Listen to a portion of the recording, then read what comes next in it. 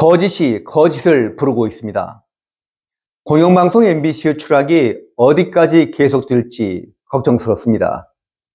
좌파 언론들은 2022년 대통령 선거를 앞두고 김만배 신앙님의 거짓말 녹음을 대대적으로 보도했습니다. MBC도 어느 언론사 못지않게 앞장섰습니다. 이를 제지해달라고 방심위에 신청한 민원인들의 이름, 주소, 가족관계 같은 개인정보를 방심위 직원들이 의부에 유출했습니다.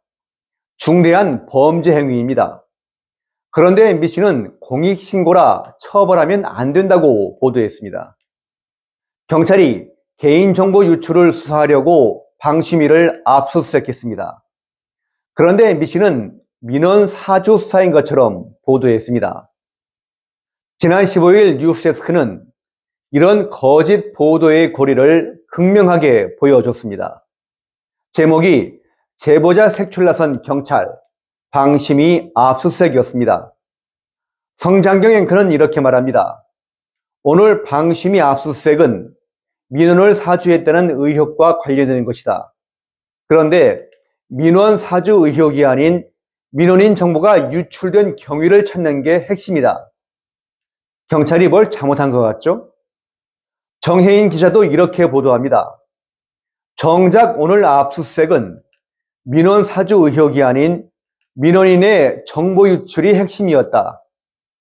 앵커와 기자 모두 마치 경찰이 범인이 아닌 신고자를 잡으려 한다는 식으로 설명한 것입니다. 과연 그랬을까요? 아닙니다. 그날 압수수색은 서울경찰청 반부패 공공범죄수사대가 실시했는데 민원인 정보 유출자를 찾아달라는 방심위 고발에 따른 것이었습니다. 이른바 민원 사주 의혹은 민주당이 검찰에 고발했고 서울 양천경찰서에 이첩돼 별도로 수사가 진행 중입니다. 수사 주체가 다른 것입니다. 정혜인 기자는 또 야당이 고발한 민원 사주 의혹에 대한 조사 움직임은 아직 없다고 보도했습니다. 이와는 반대로 당일 낮 MBC 홈페이지에는 경찰이 유림 방심위원장에 대해 수사에 나섰다라는 기사가 올라왔습니다. 뭐가 맞는 말입니까? 둘 중 하나는 거짓말을 한 것입니다. 정혜인 기자는 유림 위원장이 해명 대신 본인 가족인 민원인 정보가 유출된 점을 문제 삼았다라고 보도했습니다. 이것도 사실과 다릅니다. 유 위원장은 입장문을 통해서 관련 의혹과 방심위 심의 결정 과정 등에 대해 상세히 설명했습니다. MBC 간부들이 일선 기자들에게 총을 들이대고 거짓 보도를 시키는 게 아닙니다.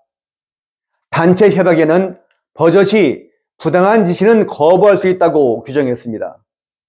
결국 허위 보도, 불공정 보도에 대한 책임을 일선 기자들이 상당 부분 져야 한다는 말입니다.